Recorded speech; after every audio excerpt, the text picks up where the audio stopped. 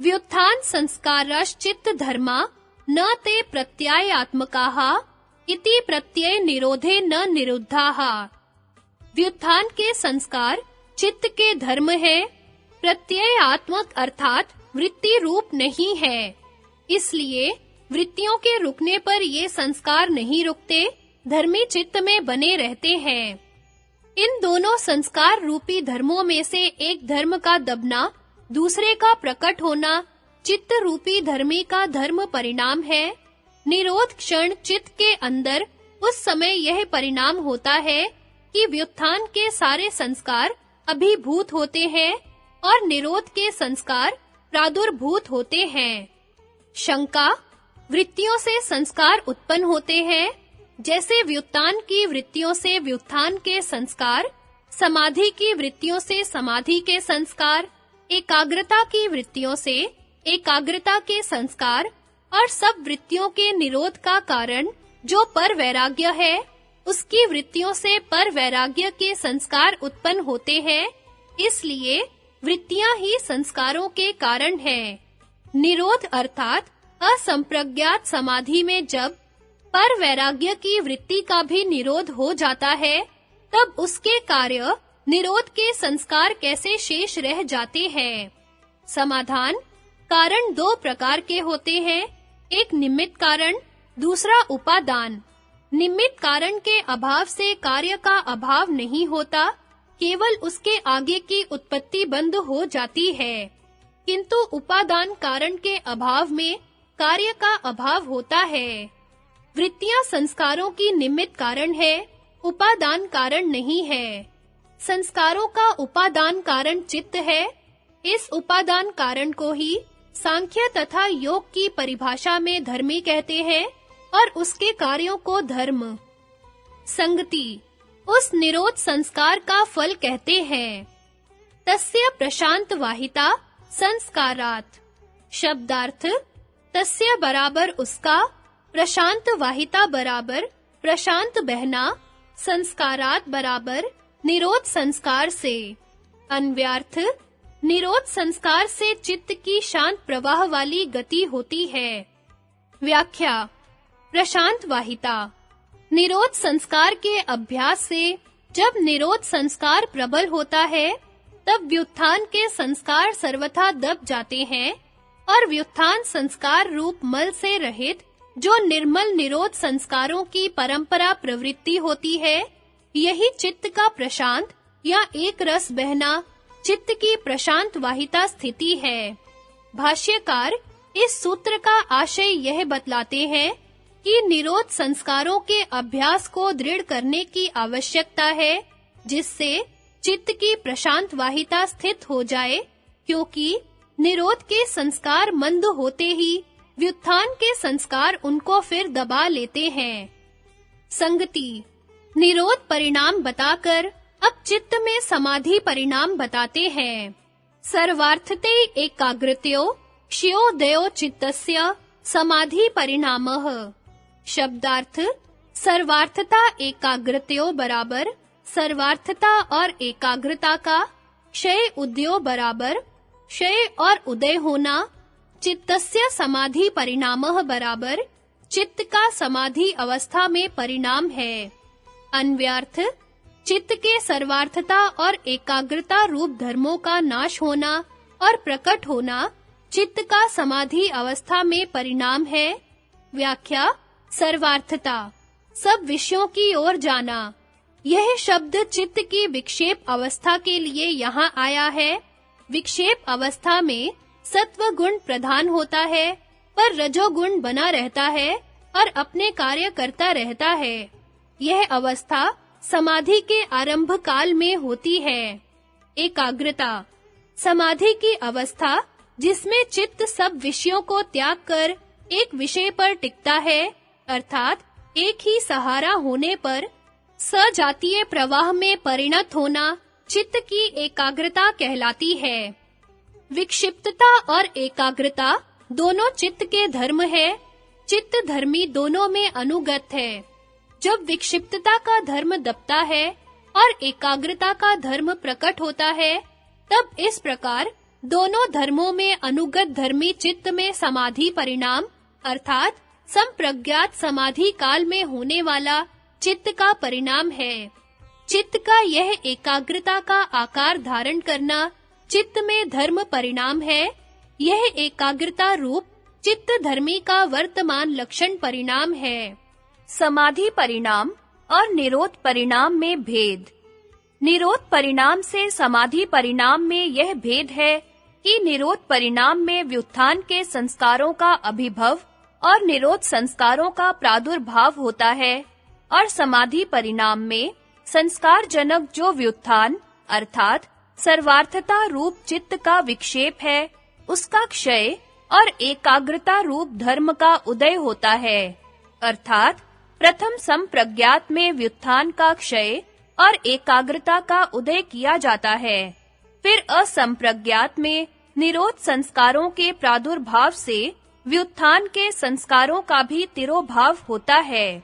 संगति समाधि अवस्था में जब विक्षिप्तता बिल्कुल दब जाती है तब चित्त की समाहित अवस्था में एकाग्रता परिणाम बताते हैं। ततः पुनः शांतो दित्तो तुल्य प्रत्ययो चित्तस्य एकाग्रता परिणामः। शब्दार्थ ततः पुनः बराबर तब फिर शांत उदितो बराबर शांत और उदय हुई तुल्य प्रत्यय बराबर समान वृत्तियां चित्तस्य एकाग्रता परिणामः बराबर चित्त का एकाग्र परिणाम है। अन्व्यार्थ तब फिर समान वृत्तियों का शांत और उदय होना चित्त का एकाग्रता परिणाम है। व्याख्या समाहित चित्त की वृत्ति विशेष ही एक प्रत्यय कहलाती है। यह अतीत मार्ग में प्रविष्ट हुई शांत और वर्तमान मार्ग में बरतती हुई उदित कहलाती है। यह दोनों ही चित्त के समाहित होने के कारण तुल्य अर्थात एक विषय को ही आलंबन करने से सदृश प्रत्यय हैं। इन दोनों में समाहित चित्त का अन्वयी भाव से रहना एकाग्रता परिणाम कहलाता है। अर्थात समाधि परिणाम के अभ्यास बल से जब चित्त का विक्षेप बिल्कुल बदल जाता है तब वह समाहित हो जाता है।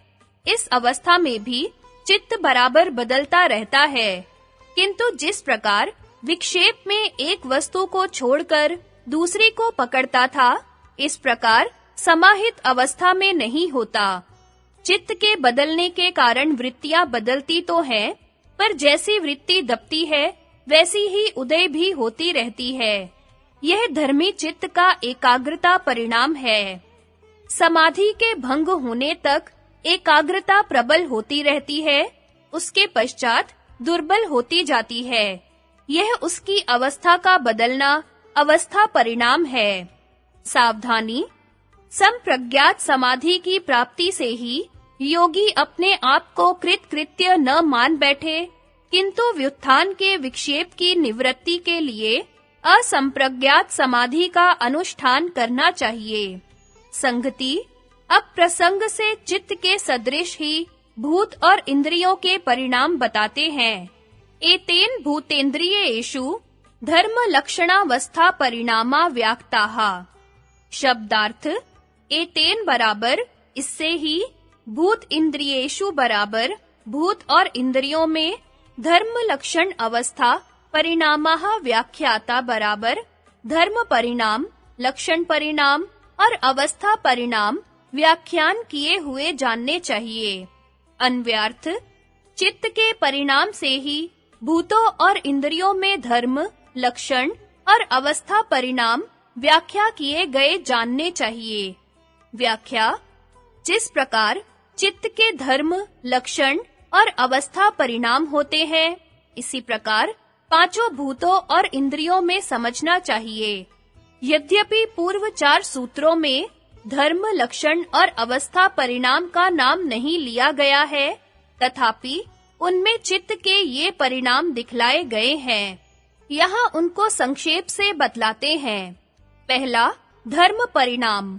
धर्मों के अवस्थित रहते हुए पूर्व धर्म की निवृत्ति होने पर उसके अन्य धर्म की प्राप्ति होना धर्म परिणाम है। चित्त में धर्म परिणाम। धर्मी चित्त के 2 धर्म व्युत्थान संस्कार और निरोध संस्कार में से व्युत्थान संस्कार का दबना और निरोध संस्कार का प्रकट होना धर्मी चित्त का धर्म परिणाम है। इसी प्रकार धर्म के प्रकट होने में धर्मी चित्त का धर्म परिणाम है। भूतों में धर्म परिणाम। पृथ्वी का उदाहरण। मृत्तिका रूप धर्मी का पिंड रूप धर्म को छोड़कर घट रूप धर्म को स्वीकार करना उसका धर्म परिणाम है। इंद्रियों में धर्म परिणाम। नेत्रेंद्रियों का उदाहरण। धर्मी नेत्र का अपने धर्म नील, पीत, रूप आदि विषयों में से एक रूप को छोड़कर दूसरे रूप का आलोचन ज्ञान धर्म परिणाम है। लक्षण परिणाम। काल परिणाम को लक्षण परिणाम कहते हैं। वह तीन भेद वाला है, अनागत, उदित और अतीत। प्रत्येक धर्म इन तीन लक्षणों से युक्त होता है। किसी धर्म का वर्तमान काल में प्रकट होने से पहले भविष्यत काल में छिपा रहना उसका अनागत लक्षण परिणाम है। उस धर्म का भविष्य काल को छोड़कर वर्तमान काल में प्रकट होना वर्तमान लक्षण परिणाम है और वर्तमान काल को छोड़कर भूतकाल में छिप जाना अतीत लक्षण परिणाम है। धर्मी चित्त के निरोध परिणाम में उसके दोनों धर्म, व्युत्थान संस्कार तथा निरोध संस्कार, इन तीनों लक्षणों से युक्त हैं। उनमें से व्युत्थान संस्कार का वर्तमान लक्षण को छोड़कर धर्म भाव को न त्यागते हुए अतीत काल में छिप जाना उसका अतीत लक्षण परिणाम है। इसी प्रकार निरोध संस्कार का अनागत मार्ग को छोड़कर धर्म भाव को न छोड़ते हुए वर्तमान काल में प्रकट होना उसका वर्तमान लक्षण परिणाम है। चित्त के समाधि परिणाम में उसके धर्म सर्वार्थता और एकाग्रता दोनों लक्षण वाले हैं। उनमें से सर्वार्थता का वर्तमान लक्षण को त्याग कर धर्म भाव को न छोड़ते हुए अतीत लक्षण को प्राप्त होना उसका अतीत लक्षण परिणाम है और एकाग्रता धर्म का अनागत लक्षण को त्याग कर धर्म भाव को न छोड़ते हुए वर्तमान लक्षण में प्रकट होना उसका वर्तमान लक्षण परिणाम है। मृत्तिका के घट रूप धर्म का प्रकट होने से पहले अनागत काल में छिपा रहना उसका अनागत लक्षण परिणाम है।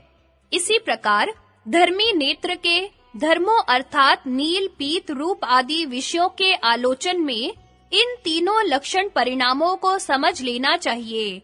अर्थात धर्मी नेत्र के धर्म नील आदि ज्ञान के प्रकट होने से पूर्व अनागत काल में छिपा रहना उसका अनागत लक्षण परिणाम है। अनागत काल से वर्तमान काल में प्रकट होना वर्तमान लक्षण परिणाम है और वर्तमान काल से अतीत मार्ग में छिप जाना अतीत लक्षण परिणाम है।